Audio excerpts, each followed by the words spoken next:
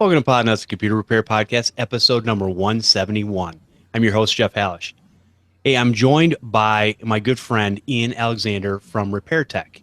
And Hey Ian and guys. I just decided to get together and basically just chew some fat and talk about what's going on in the industry. Also to talk about what's going on over RepairTech with all the things that they're moving and shaking and making things up all the time. It's awesome. So, Ian, how you doing? I'm doing well. Thanks. Happy Good. birthday, Jeff. Thank you. Appreciate that. No problem. So what's going on over at RepairTech? What do you guys? You guys are always doing something. So what's new in your neck of the woods? We're doing a lot of stuff. Since our last interview, we moved into this office. It's pretty cool. We can give you a little show around the office. There's Nice. a couple of rooms and a kitchen and an office, and it's in downtown San Jose. It's awesome. We had been working out of our houses since we moved up to San Jose, so having an office is a nice change of pace. Do you find that helps you getting away from kind of the normal day-to-day things in the house and kind of separates you to be able to think and work a little bit better? It's so much better. I mean, I'm not the best at separating life and work. But, that is a good goal, I think, while maybe at times a bit unrealistic. But it certainly helps to have a separate office space. Because for me, especially because I work on a team, I actually live with some of my coworkers. And being in an environment where you can constantly talk about work and then you also work there and you live there, it's just not, it's not good for relaxing and getting away from things, which is actually also good for business. So, Right. because you have to be able to step outside the box sometimes. And if you're constantly in the box and the box is your business, then it can be a problem. So Yeah, it's who's got definitely time nice. for play? Yeah, I don't know. No, that's great. You guys I knew you'd moved, and I didn't realize, I guess, that you were working out of your homes because you guys were in an office space before. Now you move back into an office space into the area you're at right now. How far from your original area are you?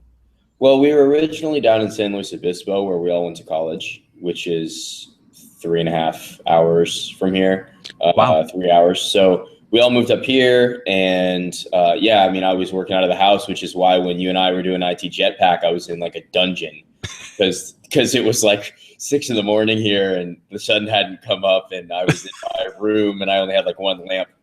So, Gotcha. Yeah, that was way early. We definitely were not thinking about that when we decided to do I think it was 9 o'clock Eastern time, and that's whatever, could be quite worse. early for you.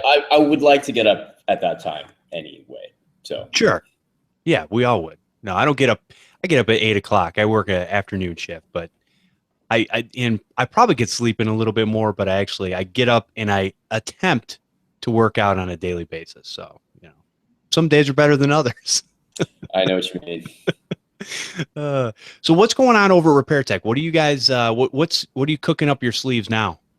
Well, I think as most people know, we've been working on Kabuto. Tech Suite is going through a major overhaul. We're completely rewriting pretty much everything.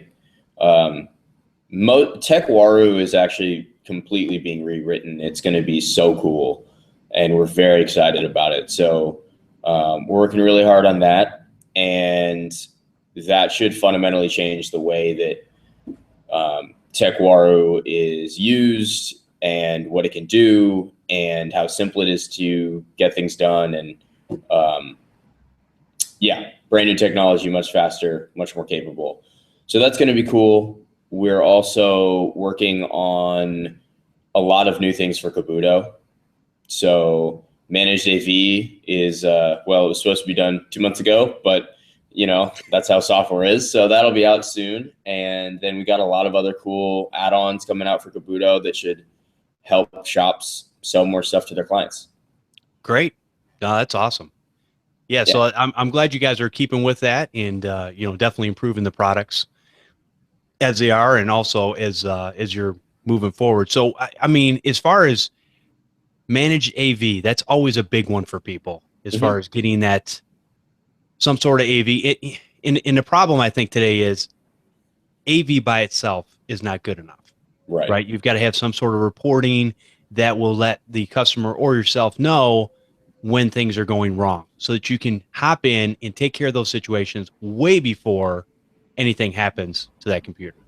Yeah, definitely. And that's why we were really excited to partner with MCSoft in particular, because not only do they have antivirus stuff, but their product is also kind of like Malwarebytes in the sense that it provides anti-malware as well. And it gives you kind of the surf protection that you'd get maybe if you were to go and use Max Focus or something. They sell like a web filtering add-on. Okay. So this kind of combines all those things. But it was a really good relationship for us because not only did techs really like MCSoft, but MCSoft doesn't have a managed dashboard. So all the people that are currently reselling MCSoft really want to be able to manage clients, like you said, from the online dashboard and get notifications when things go wrong and install things remotely and whatnot. So that's been really cool for us, because we can work closer with MCSoft because they don't already have that capability. That's good. Yeah, it seems like nowadays, and we won't talk in particulars, but there's a lot of companies out there that are starting to do kind of their own remote monitoring and management with their own antivirus software that they've had for years. It seems like everybody's trying to get into that game, and I think it's definitely worthwhile from many different aspects. Again, it's, Yeah, you got to know about problems way before they become problems that you can't do anything with. definitely. And I think the industry is just trending towards recurring revenue. I mean, obviously that makes a lot more sense for repair shops. As you know, you and I both know that it's a very seasonal industry. So you can have droughts of business, and Right. recurring revenue just helps give you a baseline. So having things that you can sell to customers as recurring revenue is always good. But I mean, there are a lot of players in the RMM space now. I think one of the things that I found, and I know you wanted to bring it up later, but the industry research that I was doing, I found that the residential and small office, home office, and really small business was kind of just underrepresented in that. Most of the RMMs really cater towards the clients that a repair shop or an MSP may have that are SMB clients or enterprise clients. And everybody kind of just ignores the residential guys. That's why everybody's trying to say, oh, get away from break fix, because they associate that with the residential market. But there's money there. Just nobody's really making tools to capitalize on it. You know, it's funny because I've been saying that for well over a year now, and finally people are starting to listen. Yeah. You know, when I looked at if you look at some of the research, and I don't know how true this is, and again, take it with a grain of salt, but here's what you hear from different industries is they'll say that MSPs, there's about 125,000 companies represented in the US. Sure. But then they go into the more the residential or home office, like you were talking about before, there's 225,000 of those. Now, do you see there's kind of there's a misrepresentation, and I'm not sure why all these smart people haven't figured it out yet. I don't know what it is they're doing, or why they don't want to represent that part of the market. A lot of times residentials are just getting left in the dust because everybody's chasing the big money, and that's fine if that's what you want to do, but that's not for everybody. Yeah, I agree. I think it really, like most things, it depends. It depends on the market you're in. It depends who your target customer is. And at the end of the day, residential people need their computers fixed too. And one of the interesting things that I found was, here, let me just pull it up real quick because I don't remember the exact numbers. Well, I don't have the tab open. It's okay. I was looking at products that techs can resell to various different markets. And I compared the enterprise market to, just to clarify, I was looking at how many products there are for techs to resell to each target demographic. So enterprise, SMB, small business, SOHO, and individual. And by and far, there were so many more for SMB and up. I think there were like 200 and something products that are commonly sold to like SMB companies by MSPs. And then there was like 175 sold to enterprise or something. And there were like 70 for Soho and like 50 for individuals. So it's just interesting because people just aren't making as many products that techs can resell to individual clients. So then I went and looked on Technable, and I looked on the forums to see what people were reselling. And it's all the same stuff that I remember we were reselling when I was a tech. And so I just don't think there's very much development in that area. And so from RepairTech's perspective, and the whole reason I'm doing this is because we're always looking for new opportunities. And I'm just wondering like what techs could sell to customers that they're not already able to sell. Because if we can increase the bottom line for all individual and small computer repair shops, then the whole industry will do better. Right. I agree. And that's the problem, because you see a lot of people are out there in they're kind of in their own way, they're kind of dogging the individual or Soho, and they're basically going, no, that's not the way you want to do it. This is what you've got to do. You've got to do it this way, and you've got to have this structure set up so that you can take care of it. And you've got to use these tools, and you're going to spend thousands of dollars a month to make thousands of dollars a month. And you're like going, oh, okay. So that's fine for some people, but where is the person that's starting off? Where's their ability to grow into something where they're able to take care of their customer base on a regular basis and treat them well and do them right, versus have to chase all these somewhat expensive products? And you know what? You should always pay for the products that you use, because that way they're supported. You have somewhere to go and say, hey, this is messed up. Can you help me out here? And that's what a lot of people don't understand. I think there's a lot of products out there that if people could have access to it and be able to sell those products, they would probably do much better versus just, I'm going to use this free tool, I'm going to use that free tool. Now, you're going to have individuals that are going to do that, right? Because that's what they know. And we try to not discourage people against using free software, because there's some good free software out there. It's just that sometimes you need to pony up a little bit to, kind of help yourself out. Well, yeah, I agree. But one of the issues I have is that not enough software companies that are making software for the IT industry have business models that enable technicians to use it legitimately. And, right. So well-known antivirus companies, for example, don't have technician licenses. And so, or their technician licenses are not set up in such a way that you can actually get a return on your investment as a tech. Right. So that leads to people pirating software. And I certainly am not condoning that, but I think there should be more of an effort from the industry as well to create pricing that will work for the tech. And, so I think that's also an issue. It's a separate thing, obviously. That doesn't rationalize, pirating software, but it certainly doesn't help. Well, and it's what I call the tiered approach, right? I really love businesses that when they are selling a product or service to us as technicians and business owners, they have that tiered approach.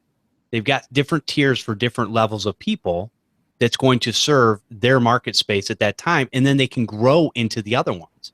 Right. And I think that's definitely the way to go. I think a lot of people, they just, I don't know. I don't understand it. They just want to charge top dollar. Like you said, I know exactly what you're talking about. There are pieces of software out there, technician licenses are like $2,000 a year. And you're like going, yeah, but yeah, I could use that for free. And really and again, no, you shouldn't pirate software, but you can use a lot of these things on residential computers. Hey, that was on there. I ran the scan or whatever, but I think a lot of these companies are actually leaving money on the table because it's better to get a little bit of the pie than just to try to grab those big gobs and then, not provide that stuff out there.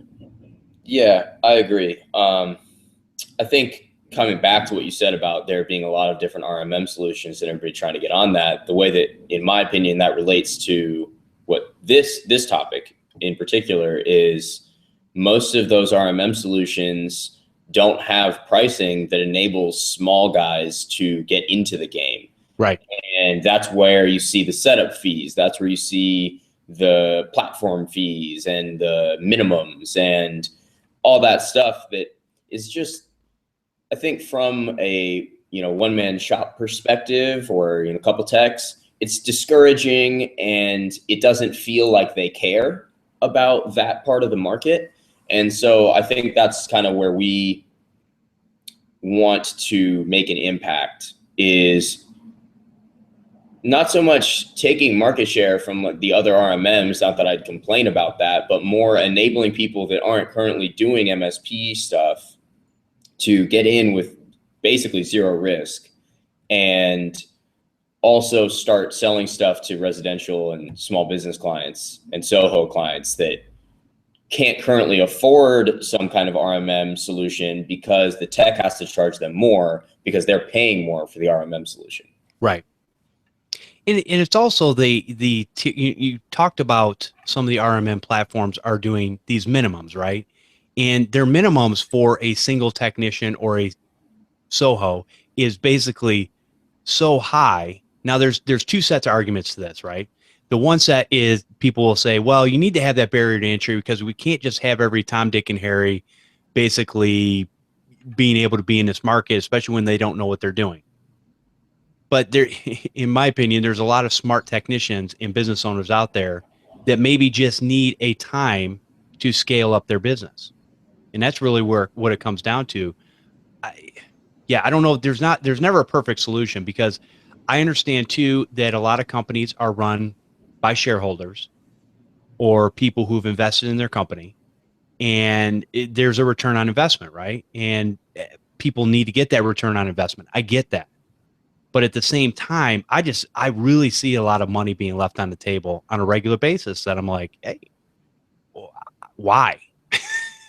Yeah. Well, one of the things that we did in January was we did a heavy amount of research on all the RMM solutions in the industry. And, shareholders, it doesn't matter if your shareholders have the same interests as the people running the company, it will have no effect. I mean, that's a great environment to be in. But if you have taken in venture capital money, or you have taken in money from like a couple very large investors, they have a particular mission they're trying to accomplish. Like the VC model is to basically buy a company and try to turn around and flip it as soon as possible. So they come in, and there's plenty of RMM companies that are well known that are this, and people may or may not know that, but they're owned by VCs basically. And they bring in new management, so the people who started the company have to leave, and therefore a lot of crazy stuff happens, and they hire like 50 more people because headcount looks good when you want to buy a company. And their only goal is to sell the company, so they kill any new technology that might come out, and they just try to fix the stuff that's currently there. And that's not good for your customers. And the employees are kind of, they don't get it because they're just being directed by whoever the new leadership is. It's just a mess. So not trying to do that. Right. To say the least. But yeah. I was going to say the other side of the spectrum too is I've seen some of these RMM tools that are coming out are actually free. Sure. And that scares me even more, because I look at those companies now, they're already selling another product or service or a piece of software. But what scares me is I don't think a free product is scalable. I really don't.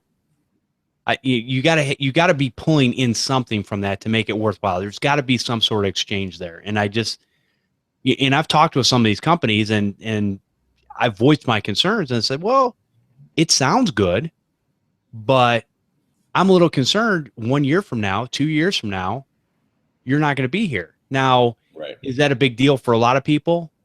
Well, if you're swapping over 700 endpoints, it's pretty much a few month task, especially for a single tax. So it's not easy. And Completely agree. I think everybody would love the all-in-one solution, right? To have that all-in-one solution where I don't have to go anywhere outside of the portal I'm already in. And the reality is, I don't know that is ever going to be a reality. I know a lot of people are striving for that, and that's good. And the more stuff you can get integrated in there, that makes it a lot better. But I've also seen it go the other way, where people pull in so many different things and they make it so bloated that all of a sudden it's breaking things left and right. And again, as a MSP model, you're going and fixing these things. And a lot of times it's on a fixed rate. And so you're losing money. Right. So I think there's definitely a balance there. And I've even talked about this before. I had another technician was talking about, we talk about putting this monitoring software, especially for residentials and in businesses and stuff. And his model is he does a quarterly cleanup. Every 3 months, it's on the calendar, like clockwork, man. Every unit gets cleaned up. Now it's taking him time, use whatever tools and stuff, but he's going in there, and most of the time he's going to get the mess or clean up the mess before it gets started. 3 months is probably pretty good time to get in there, do a cleanup, and get them kind of back and fresh and running again. But everybody else is selling it, and he's making more money than the ones that are doing a fixed rate at X amount of dollars per month, per year, whatever.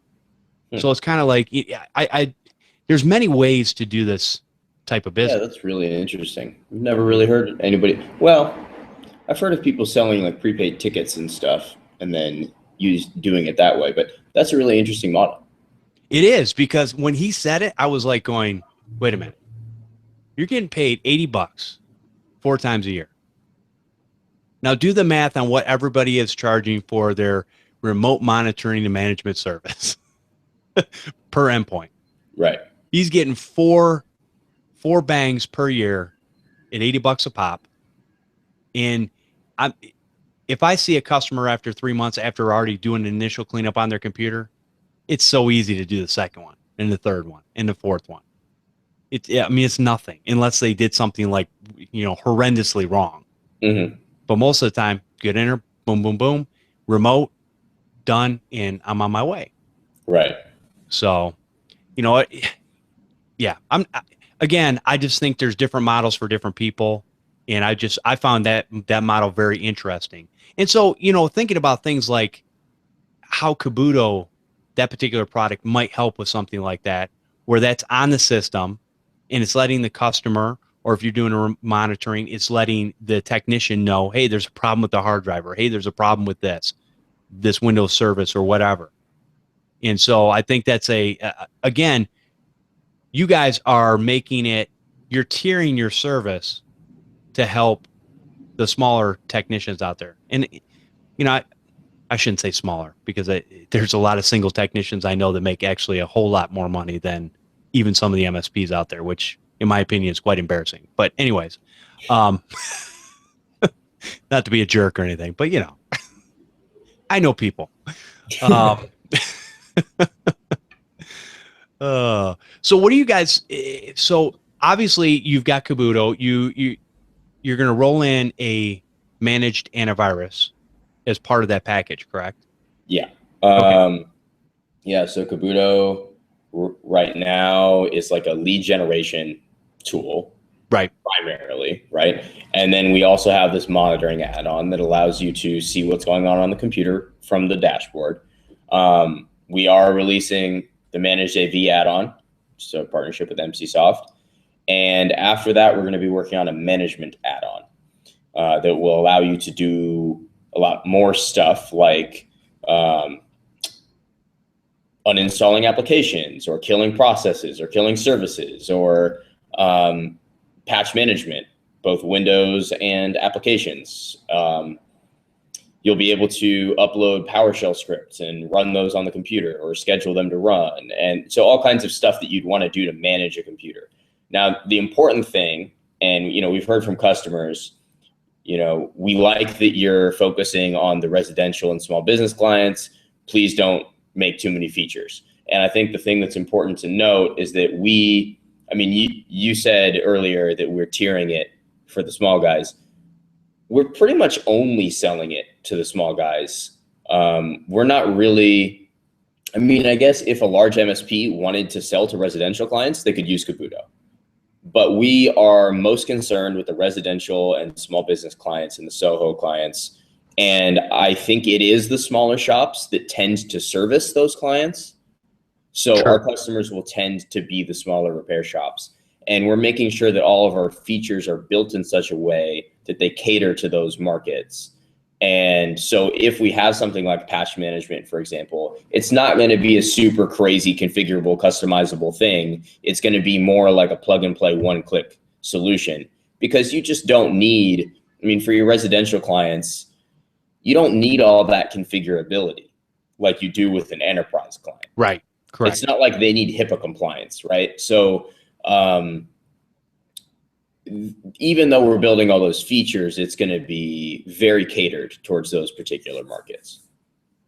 That's good. So yeah, as far as residential patch management, like third-party patch management, what are some of the big things out there? You've got your Adobes, you've got your Flash, or not Flash, your Java, and different things like that that really need to be updated. And what happens 98% of the time when I usually am looking at a computer or getting it for the first time or haven't seen it in a few months, there's usually Adobe and Java are flashing in the right-hand corner almost every single time because nobody knows what to do.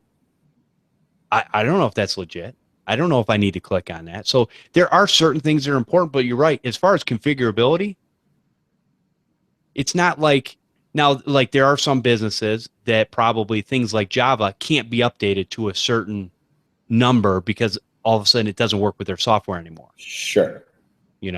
But for the most part, for residential, no, you need the latest, greatest version, man, because whatever you're doing on there, we want you to be as safe as possible. Right. And of course, there will be some level of don't ever update Flash, right? Like some level of customization, but we're not going to have like, okay, this customer needs Flash version 1. I don't even know the Flash versions, but 1.6 and this customer needs 1.5. It won't be as much like that as it will be like update all these applications whenever necessary. Right. You just, so yeah, we're developing that management add-on. I'm still skeptical about backup solutions. I think that market is completely saturated, and I don't think that there's really any difference between any of the backup solutions out there. And plenty of them are perfectly resellable to consumers for technicians. So I don't really think we're going to be able to innovate in the managed backup arena. So I'm skeptical that we should even get into that. Yeah, here's the thing. So from my standpoint, this is the way I've always looked at it. And I had a hard time. And a lot of people disagree with it. And that's right. That's fine. You can disagree with me. You have your right to be wrong. And so I'm looking at backup solutions. And my concern is now people have had problems with XYZ company or this company or that company. My problem is I see all these people that are reselling their backup solutions from XYZ company at however many cents a gigabyte, whatever. And for the most part, especially from a residential standpoint, it tends to be more expensive and not worth it for most people. So some of these other ones that are unlimited have been around and have a bigger name. And if a lawsuit were to happen, can handle that lawsuit. That's always been my concern. Because in my opinion, there's basically two major differences in backup solutions. You either have your own server farm or you're using somebody else's. Right. And most backup solutions are using somebody else's. They don't even have control over that. There's only a handful of companies that are actually using their own server farms from top to bottom. And a lot of people don't realize that. So for me to have just some no-name company, I don't want to say, and some of these companies have been around for a while, they do a lot of different things, but when it comes to, hey, I'm going to do backup at 20 cents a gig or whatever, but you need to buy 5 terabytes to get started, or what, whatever the solution is. It's like, no, there are resellable solutions out there that work perfectly fine. And that's really what everybody should be doing anyways. I think they're a lot easier to work with than some of the whatever name companies. Yeah, I mean, I talked to a lot of those companies, and I'm quite fond of some of them. Like, I really like Gilware. I like Cloudberry. Yep. Okay. There's quite a few solutions that are really good. When I was working in a shop, we tried Carbonite, we tried Mozy, we tried CrashPlan. I feel like I've tried a couple others, but and there's some good solutions out there. They're not all. It depends what you want, right? So like Cloudberry, I think is my favorite if you want your own hosting. So like with them, you just buy a license and then you have your own AWS or Rackspace or whatever servers, or you can host your own probably. I don't know. And then you can use your own servers, right? Okay. So that's cool. From a data perspective, I think that is important if that's one of your concerns. Or, if you don't care as much, then like Gilware makes their software just for text for the most part, and they're good for reselling. Anyway, the whole point was that I think that there are many, many, many solutions out there. So no matter what you're concerned about, there's probably a solution that fits that need. Right. And it's not like I'm an expert on data recovery or data software. Like, we could write it, but it's not going to be any better than anybody else's. Right. So kind of skeptical of that particular. Now I've used Carbonite for the last 5 years, and quite honestly went through some pretty rough. I never lost anything. Don't get me wrong. The information was always there. Getting it there and getting it back were kind of sketchy in the first few years. Mm-hmm. It took time. They would they would throttle your speed down. Now they've gotten to a point where they're doing a lot of cool things. And every time I have to redo a system now, I can just replug it back in and boom, boom, boom. It starts resyncing and relining things back up, even if I change the file structure that I've had before. Before, I'd have to start all over again, which, when you're talking about almost a terabyte of data, that's a lot. Yeah, it's a lot. So for my customers, I don't sell the personal, the lowest tier. That's just a backup solution. I do. If you want to go to my website, you can get it, whatever. I sell the middle of the road because I want people to have a local image in case their drive goes bad, and the cloud backup, which is done automatically. So most people are on laptops. They can plug in a $59 Western Digital drive plugged in the side of the machine.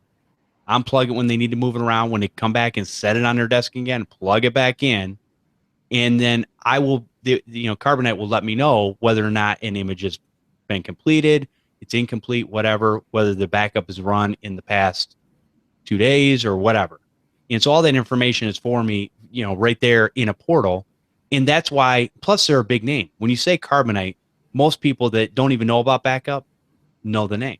So that's why I settled on them. But yeah, you're right. There's a lot of different solutions out there that people could use. But and like for you, Carbonite's a perfect example. It does everything that you want it to do. Right. It even has an online dashboard. Like, you don't really need. There aren't too many, at least that I can think of. I'm sure there are, but I can't think of any true innovations that I would want changed as a technician, given the options that are out there. Right. That's a good point. Yeah. Very good. So probably not going to do the backup, but you got some, basically it sounds like you guys are doing a RMM.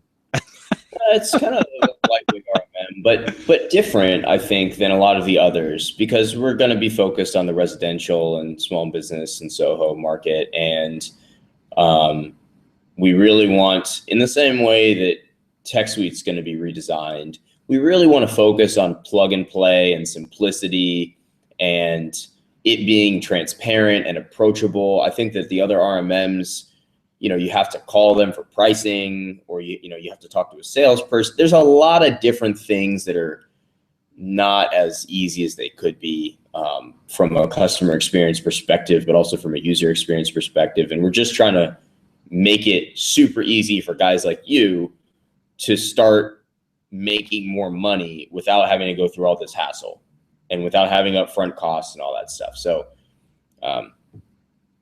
yeah, I mean, it comes in many flavors. So it sounds awesome, and I think you guys have a wide open market, to be honest with you, because like you said, it seems like a lot of companies have left the smaller technicians, the smaller shops, kind of in the dust, and just said, hey, yeah, you're not my target market, you know. And it's funny because it's sometimes what we say, right? Yeah, you're not my target market. I don't work for $20 an hour.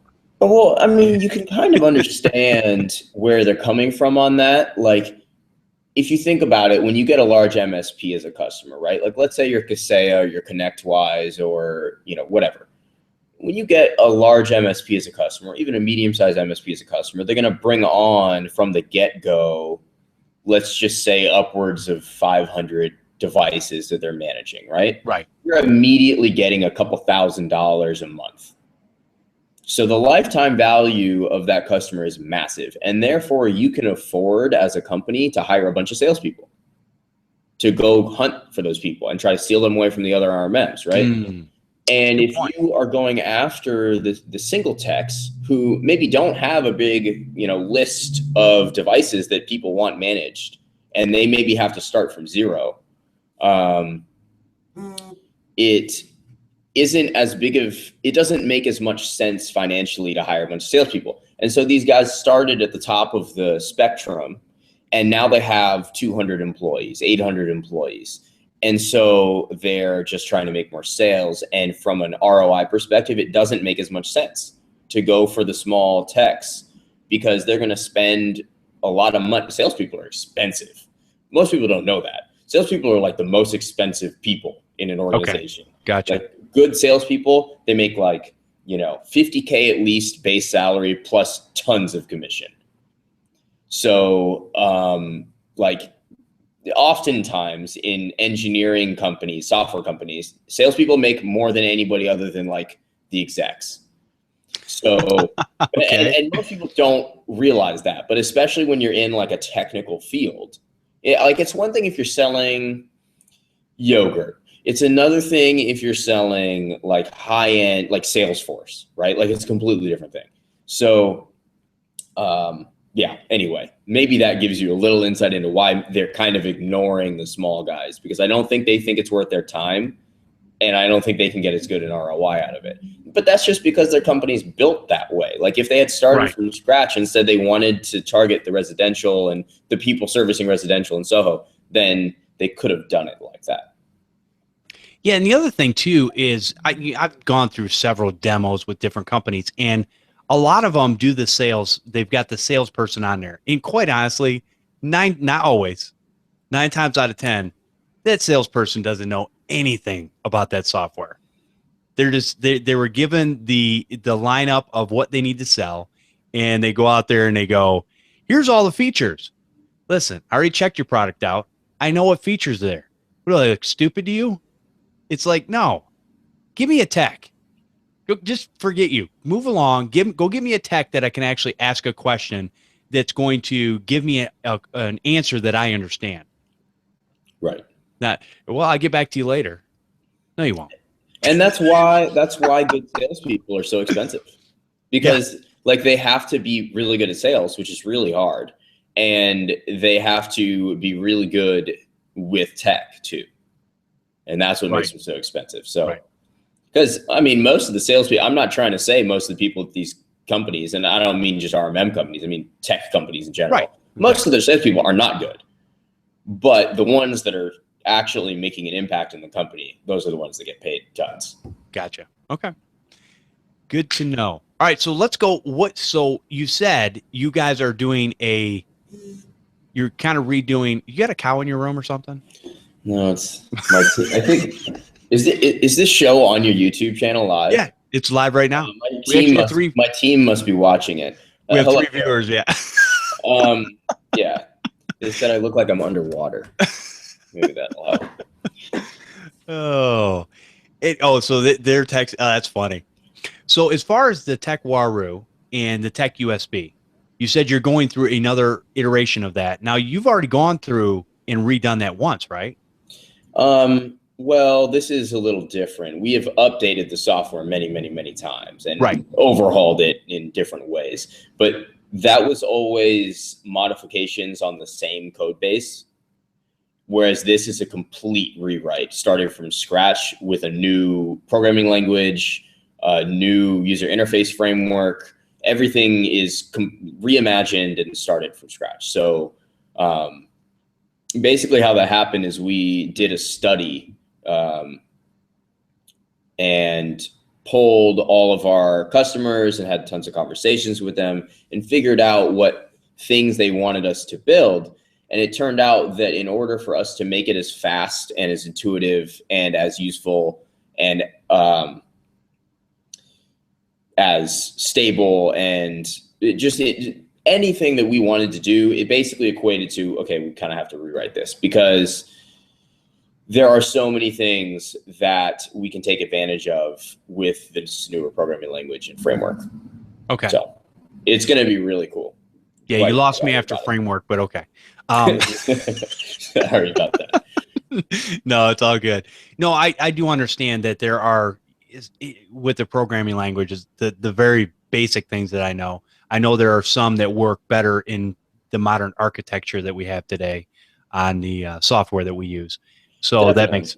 that makes, so what, I mean, Ian didn't pay me to say this, but it's already a great product, right?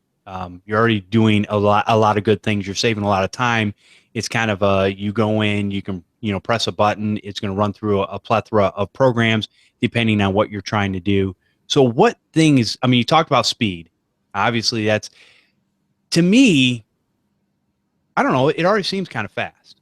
So when you talk about speed, what types of things is it going to do?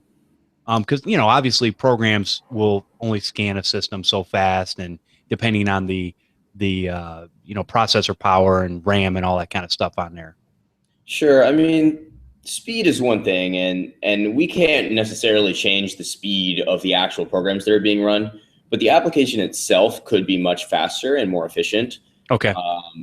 Especially because, and as you know, one of the difficult things about the software we make is that it's supposed to work on broken computers. So a lot of the times, like, yeah, you use it on a computer that's working perfectly fine and it's going to be fast. But on older computers or computers that have 30 gigabytes in their temp folder, it can be slower, and especially when you run it from a USB drive. So we definitely wanted to focus on making it faster. But the other thing that we didn't like was there were many tools in TechWaru, and there was a lot of functionality, but it wasn't necessarily super intuitive to know which tools to run if you hadn't seen them before. Okay. So our focus here is, rather than having many, many tools, to just have the best tools and to have them very deeply integrated into the software. Okay. So as it is right now, it is, like you said, super useful. You run a tool, it gives you a report, right? Right. The tool kind of generates its own log, which gets put into the report, and we don't have the ability to do all that much parsing to make it look really nice, for example. So we are working with antivirus companies, for example, and instead of making it so you just run this tool and that tool, and it kind of looks different depending on which tool you're using, we're making it all kind of work together is one kind of whole process. So you're going to get, if you run 3 antivirus tools, for example, you can get one result in your report that says 6 infections found by this antivirus. It's just a much more inclusive experience. TechWaru pops up a lot of windows, for example. All of it will be contained for the most part within the new application. So a lot of things that are going to be different about it. It's funny you say that, because every time I look at a report from, TechWaru, I look at it and I go, okay. And I look through all the information, and after scrolling for about half a second, I lose my train of thought and move on to something else, because most of the information there is like, yeah, okay. I can't even really, in my opinion, my customers don't care anyways, but it's not even really something that I could share with a customer where they go, oh yeah, wow, hey, thanks for cleaning that machine up. That looks awesome. And you've got Yeah. 40 pages of gobbledygook. They could be more visually appealing. They could be more summarized. They could be more high level. Right. So there's a lot of things that can be improved. And yeah, a lot of customers really like the tool. And it's not that the tool is really horrible, but in fact, it's quite good, especially compared to when we first started making it. But I remember those days. It could be 100 times better. So that's what we're striving for. And just really excited to roll it out, because there's a lot of things that we're going to be able to do that we can't currently do as a result of redesigning it, that aren't necessarily within the tool. Gotcha. So, yeah. No, that makes sense. And as far as Tech USB, you said you're doing a rewrite of that also? We're doing some experiments right now with it. We are seeing if we can make it more compatible, faster, give it kind of a facelift. There's a lot of things that have been lingering in Tech USB that aren't necessarily huge issues, but we would like to deal with them, like UEFI booting. Okay. That's you currently have to turn off secure boot in order to boot into Tech USB. So we want to fix that issue, and we think we know how.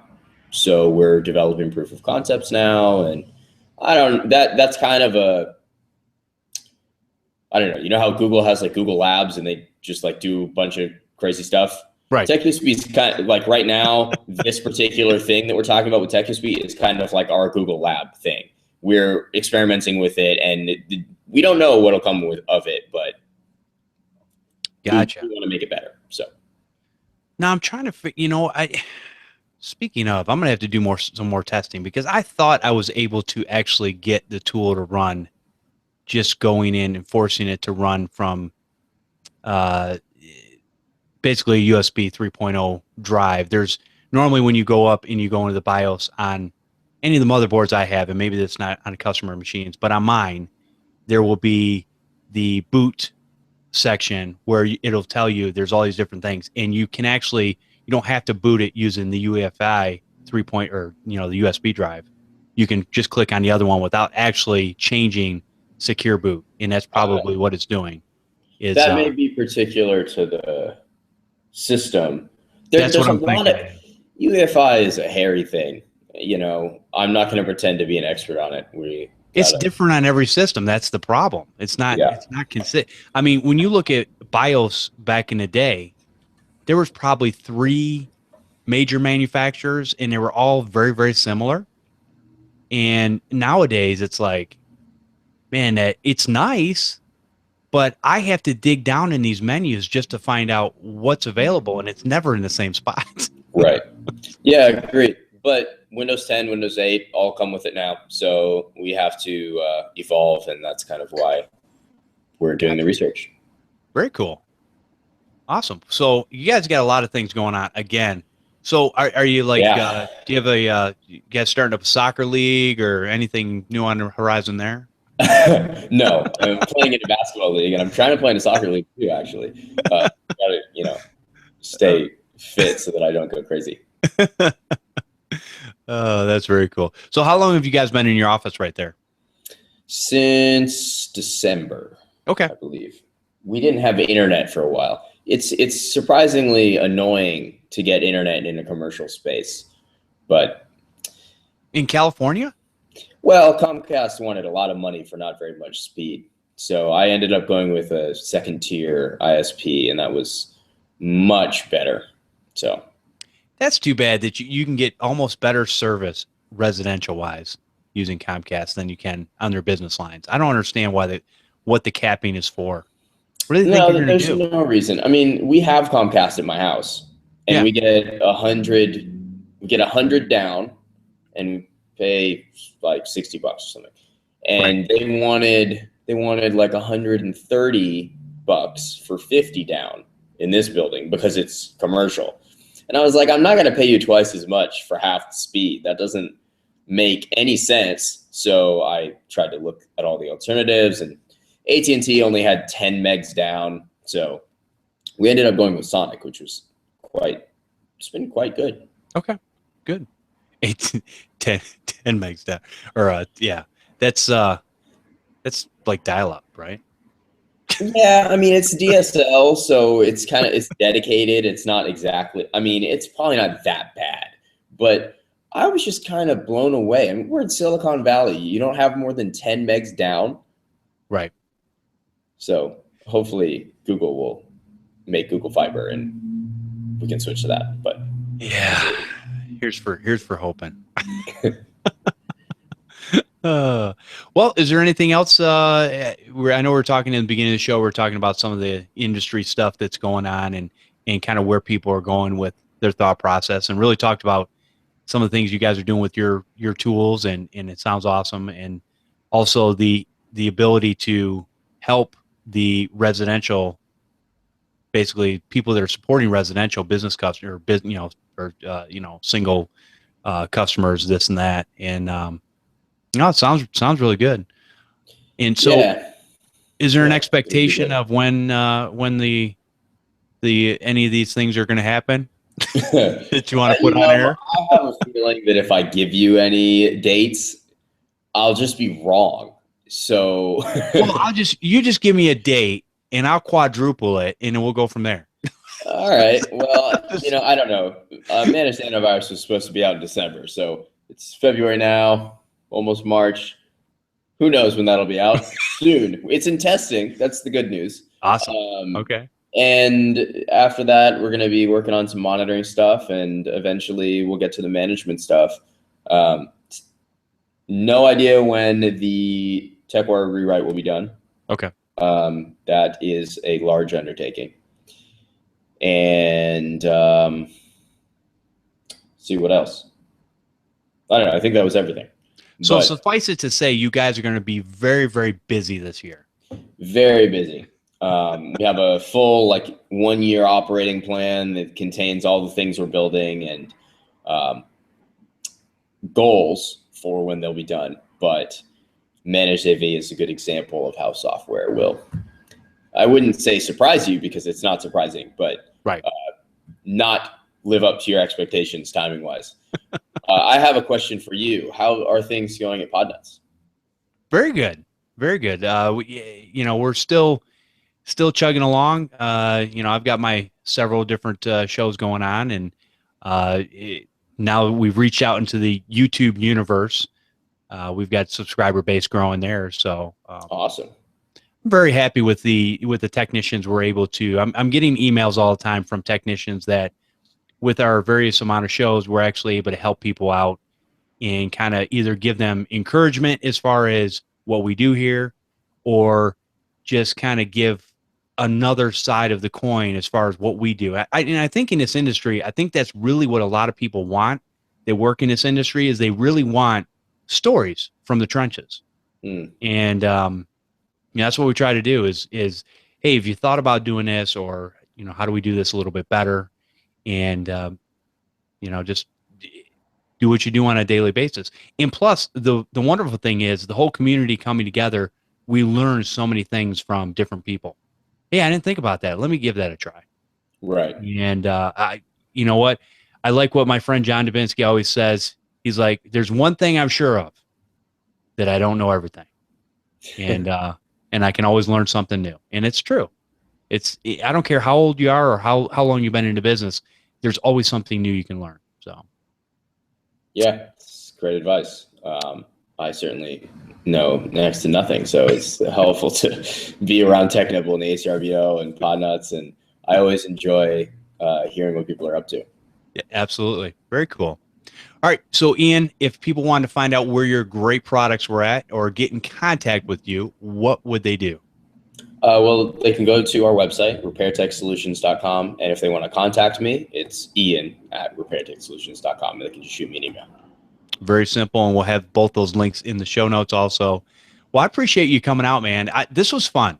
This was just fun, just kind of shooting a breeze with you and, catching up with you guys and then talking about some different things that are going on. And I'm always excited to hear what you companies are doing out there, because it's fun. It really is, and it's good that there's people out there that are continuing. They're doing what they do on a daily basis, because obviously you guys came from that background of doing the work, but now you're helping others do the same thing, and that's great. So definitely, it's a lot of fun. One more thing before we close up. Do you know where ChannelCon is this year? ChannelCon is in Hollywood, Florida. Hollywood, Florida. Okay, and are you going?